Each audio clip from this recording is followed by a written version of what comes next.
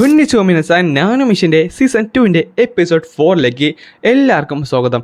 നമ്മൾ ഇന്ന് നോക്കാൻ പോകുന്നത് നാനോ മിഷൻ്റെ ഒരു ഒന്നാം നില കിടിലൻ ചാപ്റ്ററാണ്. സോ വീഡിയോ ആദ്യമായിട്ട് കാണുന്ന കൂട്ടുകാർ ഇതിനു മുമ്പിടെ എല്ലാ വീഡിയോസും കണ്ടെന്ന് എന്തായാലും ഉറപ്പെടുത്തിയേക്കണം. അതേപോലെ തന്നെ നിങ്ങളുടെ സപ്പോർട്ട് ലൈക്കായിട്ടും ഷെയർ ആയിട്ടും കമൻ്റ് ആയിട്ടും അറിയിക്കാൻ മറക്കണ്ട. പിന്നെ ഇന്ന് തിങ്കളാഴ്ചയാണ്, അതിനർത്ഥം നിങ്ങൾക്ക് എല്ലാവർക്കും ഹൈപ്പ് ചെയ്യാനായിട്ട് സാധിക്കും. സോ ഇപ്പം തന്നെ നമ്മുടെ വീഡിയോ ഹൈപ്പ് ചെയ്യാനും മറക്കണ്ട. സോ നമുക്ക് നേരെ എന്തായാലും നാനോ മിഷൻ്റെ ഒരു കിടിലൻ എപ്പിസോഡിലേക്ക് കടക്കാം. The yellow river 3 demons. ഇവരെ പറയുന്നത് the infamous higher up of the 18 waterways എന്നാണ്. ഈ റൂമേഴ്സ് പറഞ്ഞു നോക്കാറുള്ളത് ഇവർ കപ്പലുകൾ മോഷ്ടിക്കാറുണ്ട്. അതിലുപരി ഇവർ മനുഷ്യരെ, അതായത് ആണുങ്ങളെ റൂത്ത്ലെസ് ആയിട്ട് കൊല്ലുകയും പെണ്ണുങ്ങളെ കിഡ്നാപ്പും ചെയ്യാറുണ്ട്. ഇവരുടെ തലയുടെ മുകളിൽ വലിയ ബൗണ്ടറീസ് ഉണ്ടെങ്കിൽ കൂടിയും ഇവർക്ക് സിറ്റിയിൽ നിന്ന് നടക്കാൻ ഒരു പേടിയില്ല. അത്രത്തോളം ധൈര്യമാണ് ഇവർക്കുള്ളത്. അതുമാത്രമല്ല, ഈ 3 ബ്രദേഴ്സിൻ്റെ അങ്കിൾ എന്ന് പറയുന്നതാണ് ഗാൽ മോഗം. പുള്ളിക്കാരൻ ഹൈഡ്രയിലെ ഒരു പാർട്ട് കൂടിയാണ്. ഗാൽ മോഖം, ഞാൻ അതിനെപ്പറ്റി ഇതിനു മുമ്പ് കേട്ടിട്ടുണ്ടല്ലോ. A member of Hydra and the unorthodox സെറ്റിൻ്റെ ഒരു 8th ഹയറപ്പാണ്. അവനെ പറയുന്നത് തന്നെ റാങ്കിങ്ങിൽ 4th ആണെന്നാണ്. അതുമാത്രമല്ല, അവൻ്റെ എക്സ്ട്രീം എക്സ്പേർട്ട് കൂടിയാണ്. ശരിക്കും വയലൻ്റ് ആയിട്ടുള്ള ഒരു പേഴ്സണാലിറ്റി ആണ് അവനെങ്കിലും അവൻ ഏറ്റവും കൂടുതൽ വാല്യൂ കൊടുക്കുന്നത് അവൻ്റെ ഫാമിലിക്കും ഫ്രണ്ട്സിനുമാണ്. പണ്ടൊരു ഇൻസിഡൻറ്റ് ഉണ്ടായിട്ടുണ്ട്. അതായത് ദി യെല്ലോ റിവർ 3 ഡീമൺസിനെ ഒരു ടീം ആംബുഷ് ചെയ്യുകയുണ്ടായി. ഇതറിഞ്ഞ സുപ്രീം ലീഡറായുള്ള ഗാൽ മോഹമായിട്ട് ശരിക്കും ഫ്യൂരിയസ് ആയി. എന്നിട്ട് അവിടെ വന്ന എല്ലാവരെയും കൊന്നു കളഞ്ഞു. അവരെ മാത്രമല്ല, അവരുടെ എൻ്റെ ജനറേഷനെ തന്നെ. അതുകൊണ്ടാണ് ആരും തന്നെ ഇവരുടെ നേരെ ഒരു തരത്തിലുള്ള ആക്ഷൻസും ഇതുവരെ എടുക്കാത്തത്.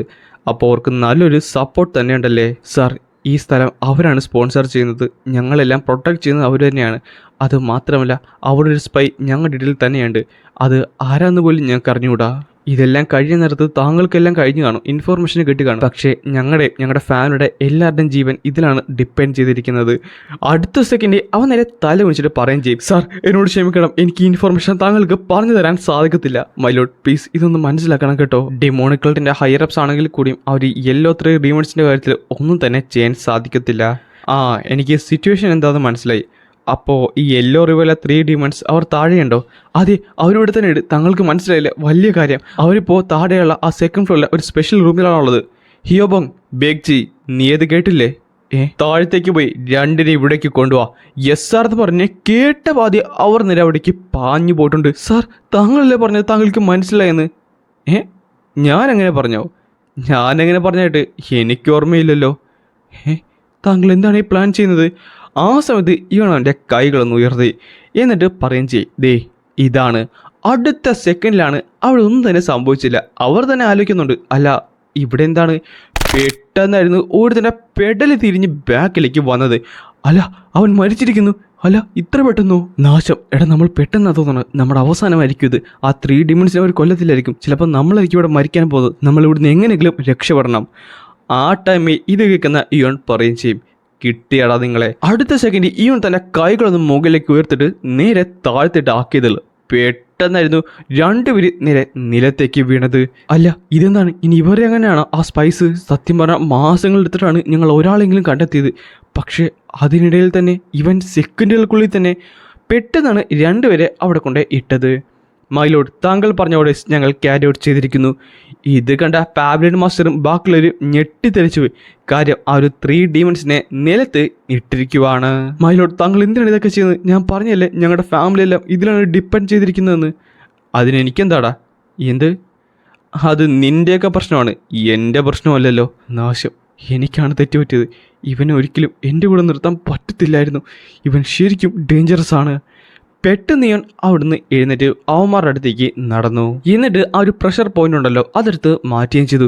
ഡാ നായേ, ഞാൻ ആരാണെന്ന് നിനക്കറിയാവാ? നിന്നെപ്പോള്ള നാറുകൾക്ക് എന്നെ ഒന്ന് പെട്ടെന്ന് ഹിയോബോങ്ങിന്റെ തല നോക്കി കൊടുത്ത്. എന്താ നിനക്ക് ചാകഞ്ഞിട്ട് മേലെ ലോഡിനോടാണ് അങ്ങനെ സംസാരിക്കുന്നത് പറഞ്ഞാണ് ഹിയോബോങ് ഒരു അടി വെച്ച് കൊടുത്തത്. നീ ആരാണ്, എന്താണ്, അതൊന്നും എനിക്കറിയേണ്ട കാര്യമില്ല. ഞാൻ ഒരു ചോദ്യം അങ്ങോട്ട് ചോദിക്കും, ഉത്തരം കിട്ടില്ലെങ്കിൽ നിന്റെ തല വെട്ടിക്കളയും ഞാൻ. തല വെട്ടിക്കളയുന്ന, എൻ്റെ വെട്ടിക്കളയുന്ന, നിനക്കറിയാമല്ല ഞാൻ ആരാണെന്ന്. ഡാ പാബ്ലിൻ മാസ്റ്ററെ, നീ അവിടെ എന്ത് ചെയ്യുവാണ്? നിനക്കറിയല്ല ഇതിൻ്റെ ഭവിഷ്യത്ത് എന്താണെന്ന്. കൊന്നു കളഞ്ഞേക്ക്. എന്തെന്ന് പറഞ്ഞ് തീരുന്നതിന് മുമ്പ് അവൻ്റെ തല അങ്ങോട്ട് അറുത്ത് അവൻ്റെ തലനിര നിലത്തേക്ക് വീണു. ആ ചോര ബാക്കിയുള്ള മുഖത്തും തെറിച്ചു. ഇനി ഇതുപോലെയാണ് നിങ്ങൾ പറയാൻ നിൽക്കുന്നതെങ്കിൽ നിങ്ങളുടെ അവസ്ഥ ഇത് തന്നെയാണ്. നാശം, ഇവൻ ശരിക്കും ഇങ്ങനെയാണ് പറയുന്നത്. ഞാൻ ചിലപ്പോൾ ചാകാനും ചാൻസ് ഉണ്ട്. ആ സമയത്ത് അടുത്തൊരുത്തൻ്റെ പ്രഷർ പോയിന്റും അവൻ അൺലോക്ക് ചെയ്തു. പറ, ദി ഡ്രാഗൺസ് ടൈഗർ ക്ലോ അതെവിടെയാണ്? Dragons tiger ക്ലോയോ? യുവമാരിനെ അങ്ങനെ അങ്ങോട്ട് ആംബുഷ് ചെയ്യാനാണ് പോകുന്നത്. നിനക്ക് തോന്നുന്നുണ്ടോ ഞാൻ the oldest son of the yellow river അതും എൻ്റെ ബാക്കിയുള്ള കോമ്രേഡ്സിനെ വിട്രൈ ചെയ്യുമെന്ന്? എന്നിട്ടാണ് സൂക്ഷിച്ച് എന്ന് നോക്കും. തുമാൻ മൗണ്ടൻ എന്ന് പറയുന്ന മൗണ്ടൻ ഉണ്ട്. അവിടുന്ന് ഈസ്റ്റിലേക്ക് പോയി കഴിഞ്ഞാൽ 88 കിലോമീറ്റർ കഴിയാൻ നേരത്ത് നിങ്ങൾക്ക് ഈ സാധനം കാണാൻ സാധിക്കും. അവിടെയാണ് ഈ ഒരു ഡ്രാഗൺ ടൈഗർ ക്ലോ ഉള്ളത്. കണ്ടിട്ട് ഇവൻ എന്തായാലും എന്നെ കൊല്ലുമെന്നാണ് തോന്നുന്നത്. ആദ്യം ഞാൻ എന്നെ തന്നെ രക്ഷിക്കണം. ഈ സമയത്ത് നേരെ തിരിഞ്ഞ് ആ ഒരു പാവലിയൻ മാസ്റ്ററിനെ നോക്കി. അവനായിട്ട് സ്ഥലം അറിയാത്തതുകൊണ്ട് തലയാട്ടി കാണിക്കുകയും ചെയ്തു. അപ്പോൾ ഇനി നിങ്ങളുടെ ഫാമിലിനെ ഞാൻ സാക്രിഫൈസ് ചെയ്യേണ്ടി വന്നില്ല. ഇനി എന്നെ ജീവനോട് വിടണം. നീ ചോദിച്ചതൊക്കെ പറഞ്ഞു തന്നില്ലേ? നിനക്ക് ചെറിയൊരു തെറ്റുപറ്റി. ഞാൻ എപ്പോഴാടാ പറഞ്ഞ നിന്നെ ഇവിടുന്ന് ജീവനോടെ വിടുമെന്ന്? എന്ത്? കൊന്നു കളഞ്ഞേക്ക്. അത് കേട്ടപ്പോൾ അവന്മാര് അമ്പരന്ന് പോയി. അടുത്ത സെക്കൻഡ് അവൻ കറിയിച്ച് നാറി. പക്ഷെ അപ്പോഴേക്കും അവൻ്റെ തലയും തെറിച്ച് പോയിരുന്നു. അടുത്തതിനി നീയാണ്. അവസാനത്തെ അവനോട്ടെ പേടിച്ച് അവിടെ മുള്ളുന്നുണ്ട്. പിന്നെ കഴിക്കുന്നത് അവൻ്റെ തലയർത്ത് കിടക്കുന്നതാണ്. സോ ഇതാണല്ലേ ഡിമോണിക് കൾട്ട്. ഞാൻ കേട്ടിട്ടുണ്ട് ഇവർ അൺഓർത്തഡോക്സ് സെറ്റിനെക്കാട്ടും ശരിക്കും ക്രൂലറാണെന്ന്. ഇവർക്ക് ദേ എന്തെന്ന് അറിഞ്ഞൂടല്ലേ? ഒരു ഇൻഫോർമേഷൻ കിട്ടാനായിട്ട് അത്രയും പേരെ അവൻ കൊന്നിരിക്കുന്നു. അടുത്തത് ഇനി നമ്മളാണ്. ബാ നമുക്ക് പോകാം. Yes sir. ആ ടൈമിലാണ് പാവലൻ മാസ്റ്റർ ചോദിക്കുന്നത്, സാർ ഒരു നിമിഷം, താങ്കൾ എന്തിനാണ് ഞങ്ങളുടെ ജീവനോട് വിടുന്നത്? നീയല്ല ആ സ്ഥലം കൺഫേം ചെയ്തത്, അതുകൊണ്ട് ഞാൻ വെറുതെ വിടുന്നെന്ന് മാത്രം. അല്ല എങ്കിലും എനിക്ക് വീട്ടേണ്ടത് കിട്ടി. ഇനി എന്തെങ്കിലും പ്രശ്നമുണ്ടോ? പാവലൻ മാസ്റ്റർ, നമ്മൾ ശരിക്കും രക്ഷപ്പെട്ട്. ഇതെല്ലാം ഒരു മിസ്അണ്ടർസ്റ്റാൻഡിങ് മാത്രമായിരുന്നു. പക്ഷേ ആ സ്പൈസിൽ ആരെങ്കിലും ജീവനോടെ ഉണ്ടായിരുന്നെങ്കിൽ നമ്മുടെ കഥ അത് തീർന്നിരുന്നാം. ഇപ്പം എന്തായാലും ഡിമോണിക് കൾട്ടിൻ്റെ തലയിലേക്ക് എല്ലാം വന്നോളൂ. ഇത് കേൾക്കുന്ന ഇയോൺ പറയും ചെയ്യും. അതുപോലെ തന്നെ ഒരു കാര്യം കൂടെ പറഞ്ഞേക്കാം. ഇത്രയൊക്കെ ആയതല്ലേ, നിങ്ങളുടെ കൂട്ടത്തിൽ ഒരു സ്പൈ കൂടെയുണ്ട്. ഇത് കേട്ടപ്പോൾ അവൻ ഞെട്ടി. അടച്ചുപൂട്ട്, ഈ റൂമിൻ്റെ അന്ന് ഒരുത്തം പോലും പുറത്തിറങ്ങാൻ പാടില്ല. അതിനുശേഷം അവർ നേരെ മുന്നിലേക്ക് നടന്നു. മൈലോഡ്, അത് ശരിക്കും അമേസിംഗ് ആയിരുന്നു. പക്ഷേ അവസാനത്തെ സ്പൈനെ താങ്കൾ എങ്ങനെയാണ് കണ്ടെത്തിയത്? അതൊരു കള്ളമെന്നറ, അവിടെ ആരുമില്ല. അപ്പോൾ പിന്നെ അതെന്തായാലും നല്ലൊരു ഐഡിയ തന്നെയായിരുന്നു. അവിടെ ട്രസ്റ്റ് ഇഷ്യൂ അല്ലേ താങ്കൾ ഉണ്ടാക്കിയത്. ഇപ്പോൾ സ്പൈസിന് വേണ്ടി അവർ നന്നായിട്ട് അലയുകയായിരിക്കും. അതെ, അവരിപ്പോൾ കംപ്ലീറ്റ്ലി ഒക്യുപൈഡ് ആയിരിക്കും. ഈ സമയത്ത് നമുക്ക് ഇവിടുന്ന് പോകാം. എന്നിട്ട് എത്രയും പെട്ടെന്ന് നമ്മുടെ ഡിവൈൻ ഫിസിഷ്യൻ്റെ ആ ഒരു ഗ്രാൻഡ് ഔട്ടിനെ കണ്ടെത്താം. അങ്ങനെ ഏകദേശം വൈകുന്നേരമായി ഇയോണക്ക ആ ഒരു കുതിരയിൽ യാത്ര ചെയ്യുമായിരുന്നു. അവിടെയായിട്ട് ആ റിവർ രണ്ടായിട്ട് തിരിഞ്ഞു. അപ്പോൾ ഇവിടുന്നല്ലേ ആ റിവർ രണ്ടായിട്ട് തിരിയുന്നത്? അതെ, ഈ സ്മോളർ പോർഷൻ പോകുന്നത് തുമാൻ മൗണ്ടനിലേക്കാണ്. ഇതുവഴിയാണ്. അങ്ങനെ അവർ കുറച്ചുകൂടെ മുന്നിലേക്ക് നടന്നു. അപ്പോൾ നമ്മൾ വന്നെത്തിയത് കറക്റ്റ് സ്ഥലത്ത് തന്നെയാണ്. പിന്നെ കാണുന്നത് ഹ്യൂജ് ആയിട്ടുള്ള ഒരു പ്ലേസ് ആയിരുന്നു. ഈ മൗണ്ടൻ ഉള്ളത് കാരണം നമുക്കിത് കാണാൻ പറ്റുന്നില്ലായിരുന്നു. വെറുതെ അല്ല ഇത്ര വെൽ ഹിഡൻ ആയിട്ട് അവർ വെച്ചിരുന്നത്. അല്ല, അവിടെ കുറച്ച് വാച്ച് ടോയ്സും ഉണ്ടല്ലോ. ശരിയാണ്, നമ്മളിവിടെ റാഷിൽ നിന്ന് കഴിഞ്ഞാൽ നമ്മളെ നന്നായിട്ട് സ്പോട്ട് ചെയ്യാനുള്ള ചാൻസ് വളരെ കൂടുതലാണ്. പക്ഷേ ആ ഒരു കപ്പൽ അത് കുറച്ച് വലുതല്ലേ? ശരിയാണ്, ഇത് കുറച്ച് സ്ട്രേഞ്ച് ആണ്. കാര്യം ഞാൻ കേട്ടിട്ടുണ്ട് ഇവരുടെ കപ്പൽ അത്ര സ്മോൾ അല്ലെന്ന്. പക്ഷേ ഇത്ര ബിഗ് ആയിട്ട് ഞാൻ കേട്ടിട്ടില്ല. ഇത് റിവർ ബാനറ്റ്സിൻ്റെ കപ്പലായിട്ട് എനിക്ക് തോന്നുന്നില്ല. എൽഡർ യാങ്, ഇത് അവിടെ നിന്ന് നോക്കിക്കേ. അതെല്ലാം കൊണ്ട് അവരെ കപ്പലിലായിട്ടാണ് കയറ്റാൻ പോകുന്നത്. അത് മാത്രമല്ല ആ വീടൊക്കെ അവർ അഴിക്കുന്നുമുണ്ട്. ശരിയാണല്ലോ മൈലോഡ്, എനിക്ക് തോന്നുന്നു അവരിവിടുന്ന് സ്ഥലം മാറുവാണെന്നാണ്. ഞാൻ കേട്ടിട്ടുണ്ട് ഈ റിവർ ബാൻഡ്സ് ഒക്കെ കുറച്ച് മാസങ്ങൾക്ക് ശേഷം ഒരു സ്ഥലം മാറിക്കൊണ്ടിരിക്കുമെന്ന്. എങ്കിൽ ഇത് നമുക്കായിരിക്കും ബെനിഫിറ്റ് ആകാനായിട്ട് പോകുന്നത്. സത്യം പറഞ്ഞാൽ ഈ ഒരു സിറ്റുവേഷൻ നമുക്ക് മുതലെടുത്തുകൊണ്ട് നമ്മുടെ ഡിവൈൻ ഫീസിൻ്റെ ആ ഒരു ഗ്രാൻഡ് ഔട്ടറിനെ ഒരു ഫൈറ്റ് പോലും ഇല്ലാതെ നമുക്ക് ഇറക്കിക്കൊണ്ട് പോകാൻ സാധിക്കും. നീ പറഞ്ഞത് ശരിയാണ്. പക്ഷെ അതിനു മുമ്പ് അവിടുത്തെ സിറ്റുവേഷൻ എന്താണെന്ന് നമുക്കറിയണം. ബേഗ് ജി. Yes sir. ആ കാണുന്ന വാച്ച് ടവർ കണ്ടോ? അവിടെ 2 പേരുണ്ട്. അതിലൊരാളെ പിടിച്ചുകൊണ്ട് വരുമോ?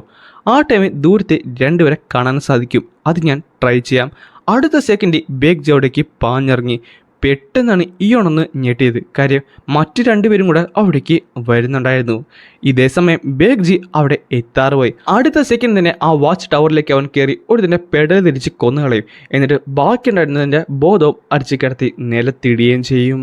എന്നിട്ട് അവനെ പൊക്കിയെടുത്ത്, നീ ആരാണ്? പെട്ടെന്നാണ് ബേഗ് ജി അത് ശ്രദ്ധിച്ചത്. എന്നാൽ അടുത്ത സെക്കൻഡിലാണ് അവന്മാരുടെ 2 പേരും പെടലങ്ങോട്ട് തിരിഞ്ഞു പോയത്.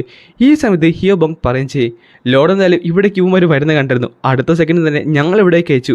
നീ ചെറുതായിരുന്നു പേടിച്ചില്ലേ? പിന്നെ പേടിക്കണം, പോടാ അവിടുന്ന്. മതി, ഈ ശരീരമൊക്കെ നമുക്ക് ഇവിടുന്ന് മാറണം. ഓൾറൈറ്റ് എന്ന് പറഞ്ഞുകൊണ്ട് എൽഡർ യാങ്ങും അവിടേക്ക് എത്തിയിരുന്നു. പിന്നെ കാണുന്നത് അവന് ബോധം വന്നതാണ്. പെട്ടെന്ന് അവൻ ഞെട്ടി. കാര്യം അവൻ്റെ കഴുത്തിൻ്റെ തൊട്ട് സൈഡിൽ തന്നെ ആ ഒരു സോഡ് ഉണ്ടായിരുന്നു. നീ ഒരു ഒച്ച പുറത്തേക്ക് എടുത്ത നിന്റെ പെടലിൽ ഞാൻ അറുത്ത് മാറ്റുന്നതായിരിക്കും. നീയൊക്കെ ഇവിടെ നിന്ന് പോകാനല്ലേ നോക്കുന്നത്? എന്താണ് ഇന്ന് പോകാൻ നോക്കുന്നത്?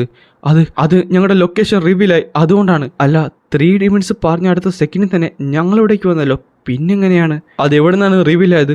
അയ്യോ, അതെനിക്ക് അറിഞ്ഞൂടാ. ഞാൻ ഒരു സെർവൻറ്റ് മാത്രമാണ്. ഇതേപോലത്തെ ഡീറ്റെയിൽസ് ഒന്നും ഞങ്ങൾക്ക് അറിയാൻ ചാൻസ് ഇല്ല. ഡിവൈൻ ഫിസിഷ്യൻ്റെ ഗ്രാൻഡ് ഡോക്ടർ ഇവിടെയുണ്ടോ? ഡിവൈൻ ഫിസിഷ്യനോ? ഗ്രാൻഡ് ഡോക്ടറോ? നീ പൊട്ടം കളിക്കില്ലേ? സത്യമാണ് ഞാൻ പറയുന്നത്. ഞാൻ അങ്ങനെ പേര് ഇതിനു മുമ്പ് കേട്ടിട്ട് പോലുമില്ല. ഞങ്ങൾ ആരും ഇവിടെ ക്യാപ്ചർ ചെയ്ത് വെച്ചിട്ടുമില്ല നിലവിൽ. അത് കുറച്ച് സ്ട്രേഞ്ച് ആണല്ലോ. വുഡാങ് എന്തായാലും കള്ളം പറയേണ്ട കാര്യമില്ല. കാര്യം അവനെ ഡ്രഗിലാണുള്ളത്. അല്ല, നിനക്കപ്പോൾ കാമിയ എന്ന് പറഞ്ഞ ഏതെങ്കിലും പെണ്ണിനെ അറിയാവോ? അത് മാത്രമല്ല, അവൾ ശരിക്കും മസ്കുലറുമാണ്. പിന്നെ അവളുടെ മൂക്കിൽ ഏതോ ഒരു മോളുണ്ടെന്നാണ് പറഞ്ഞത്. മസ്കുലർ? നിങ്ങൾ ഫസ്റ്റ് മേറ്റിനെ പറ്റിയാണ് ഈ പറയുന്നത്? ആ പെണ്ണിനെ പറ്റി? ഫസ്റ്റ് മേറ്റിൻ്റെ പെണ്ണോ? ഇതെന്തായാലും ഡിവൈൻ ഫിസിഷ്യന് ഒട്ടും തന്നെ ഇഷ്ടപ്പെടാൻ പോകുന്നില്ലടാ. അവളിപ്പോൾ എവിടെയുണ്ട്? അവളിപ്പോൾ അതേ ആ കാണുന്ന ബിഗ് ഷിപ്പ് ഉണ്ടോ അവിടെ? ഏത്? അതിലോ? അതിലല്ല, ആ വാഴീസൊക്കെ ഉള്ള അപ്പുറത്ത് കാണുന്ന ഷിപ്പ് ഉണ്ടോ? ആ സമയത്താണ് ദൂരത്ത് കുറച്ചധികം ഷിപ്പ് മാറ്റിയിട്ടിരിക്കുന്നത് ഇവർ ശ്രദ്ധിക്കുന്നത്. ഓ, അപ്പോൾ അവിടെയാണല്ലേ അവരുള്ളത്. അങ്ങനെ അന്നേ ദിവസം രാത്രിയായിട്ടുണ്ട്. ഡാ, ഒന്ന് പതുക്കെ ഇറക്ക്. ശരി എടാ, സൂക്ഷിച്ചു വേണം പറഞ്ഞിട്ട് അവരെ കപ്പല്ല പണിയൊക്കെ ചെയ്യുകയായിരുന്നു. എടാ പിള്ളേരെ, നമ്മുടെ വർക്കൊക്കെ കഴിഞ്ഞിട്ടുണ്ട്. ഇനി എല്ലാവരും പോയി കിടന്ന് ഉറങ്ങാൻ നോക്ക്. നമ്മൾ വെളുപ്പിന് തന്നെ പോകണം കേട്ടോ. അപ്പോൾ എല്ലാവരും കിടന്ന് ഒച്ച വെക്കും. ടാടാ, എന്ത് കാണിക്കുകയാണ്? ക്യാപ്റ്റൻ ഉറങ്ങിക്കൊണ്ടിരിക്കുകയാണ്. പെട്ടെന്ന് പോ. ഈ സമയത്ത് തന്നെ നമ്മുടെ ബേഗ് ജിയും അതുപോലെ എൽഡർ യങ് പറയുകയും ചെയ്യും. അല്ലടാ, നമ്മളിപ്പോൾ ഇവിടേക്ക് വന്നിട്ട് എത്ര മണിക്കൂറായി? എനിക്ക് തോന്നുന്നത് 4 മണിക്കൂറായിട്ടുണ്ടെന്നാണ്. ഇപ്പം എന്തായാലും പ്രസൻസ് ഒന്നും വന്നങ്ങനെ സെൻസ് ചെയ്യാൻ സാധിക്കുന്നില്ല. ഓൾമോസ്റ്റ് എല്ലാവരും കിടന്നിട്ടുണ്ടെന്നാണ് തോന്നണം. നമുക്ക് പുറത്തിറങ്ങിയാലോ? അങ്ങനെ അവർ രണ്ടുപേരും കൂടെ അവിടെ ഉണ്ടായിരുന്ന ഒരു സാധനത്തിൻ്റെ അന്ന് പുറത്തേക്ക് ഇറങ്ങുകയും ചെയ്യും. നമ്മളെന്തായാലും സക്സീഡ് ചെയ്തിട്ടുണ്ട്. 1 മണിക്ക് ഗാർഡ്സ് വരുന്നതാണ് നേരത്തെ പറഞ്ഞത് കേട്ടത്. അതിനു മുമ്പ് തന്നെ എത്രയും പെട്ടെന്ന് ഡീമലോട് ഹിയോബും കൂടെ രാത്രി എത്തുമെന്നല്ല പറഞ്ഞത്. അതെ, എങ്കിൽ നമുക്ക് പോയി ഗ്രാൻഡ് ഡോക്ടറിനെ കണ്ടെത്താന്ന് പറഞ്ഞിട്ട് അവർ നേരെ ആ കപ്പലിലൂടെ ചാടി പോകും. അങ്ങനെയാണ് ആ ഒരു ഫ്ലാഗ് അവർ ശ്രദ്ധിച്ചത്. ഇതല്ലേ ആ ഫ്ലാഗ്?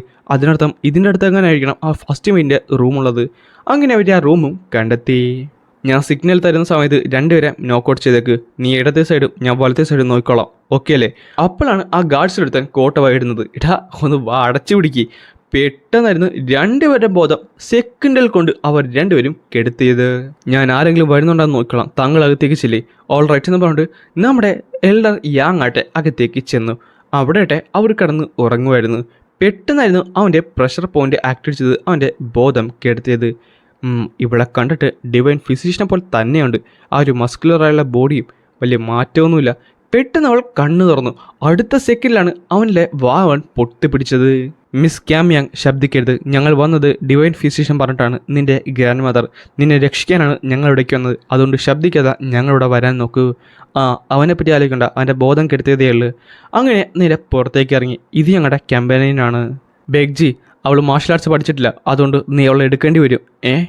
ആ സമയത്ത് പിന്നെ കാണുന്നത് ബേഗ്ജി അവളെ കൊട്ടാൻ പുറത്ത് വെച്ചിരിക്കുന്നതാണ്.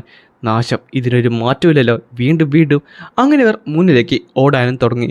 പെട്ടെന്നാണ് എൽഡർ യാങ് ഞെട്ടിത്തെറിച്ചു പോയത്. ആ സമയത്ത് തന്നെ അവിടേക്ക് കുറേ പേര് ഓടി വരുന്നുണ്ടായിരുന്നു. അത് എനിമീസാണ്. ആംബുഷ് ചെയ്. നാശം, ഇതുവരെ ഒരാളുടെ പ്രസൻസും എനിക്ക് കിട്ടിയില്ലായിരുന്നല്ലോ.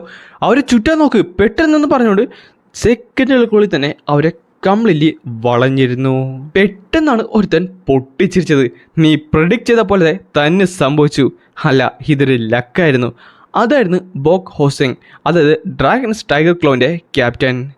നിങ്ങൾ കറക്റ്റ് കെണിൽ തന്നെ വന്ന് വീണല്ലേ. ഞാനിതൊരിക്കലും എക്സ്പെക്ട് ചെയ്തില്ല. അവർ ഫസ്റ്റ് മെൻ്റെ വൈഫിൻ്റെ നേരെ ആ കൂടെ നിന്നവൻ്റെ പേരായിരുന്നു ലോഡ്. അല്ല, അവരെന്താണ് പറഞ്ഞത്? ഫസ്റ്റ് മേറ്റിൻ്റെ വൈഫോ? പെട്ടെന്നാണ് ബേഗ് ജി ഞെട്ടിയത്. കാര്യം അവളൊരു കത്തിയെടുത്ത് ബേഗ് ജിയെ കുത്തിയിരുന്നു. അടുത്ത സെക്കൻഡ് തന്നെ അവൾ നേരെ ബാക്കിലേക്കും ചാടി. നാശം, ഡിവൈൻ ഫിസിഷ്യൻ്റെ ഡോക്ടർ എന്താണ് ഇങ്ങനെ ചെയ്തത്? അല്ല, ഫസ്റ്റ് മെയിൻ്റെ വുമൺ എന്ന് പറഞ്ഞത് ഇവളവൻ്റെ വൈഫാണ്. ആ സമയത്ത് അവൾ ചെറുതായിട്ട് പേടിച്ച് കിടന്ന് വിറക്കുന്നുണ്ടായിരുന്നു. കണ്ടിട്ട് അവൾക്ക് അറിയാമായിരുന്നു തോന്നുന്നു നമ്മൾ വരുന്ന കാര്യം. നിങ്ങൾ മര്യാദക്ക് സറണ്ടർ ചെയ്യുന്നതായിരിക്കും നല്ലത്. വുഡാങ്ങിനെ കൊന്ന കാര്യം ഞങ്ങൾ അറിഞ്ഞിരുന്നു. പക്ഷേ ഇത്രയും പേരുള്ള സ്ഥിതിക്ക് നിങ്ങൾക്കിനി ഒന്നും ചെയ്യാൻ സാധിക്കത്തില്ല. പിന്നെ ചുറ്റിനും വെള്ളം മാത്രമേ ഉള്ളൂ. നിങ്ങൾക്ക് ഓടി രക്ഷപ്പെടാനും പറ്റത്തില്ല. നാശം, ഇതൊരു ട്രാപ്പായിരുന്നല്ലേ? ഞാൻ ചോദിക്കേണ്ടതായിരുന്നു.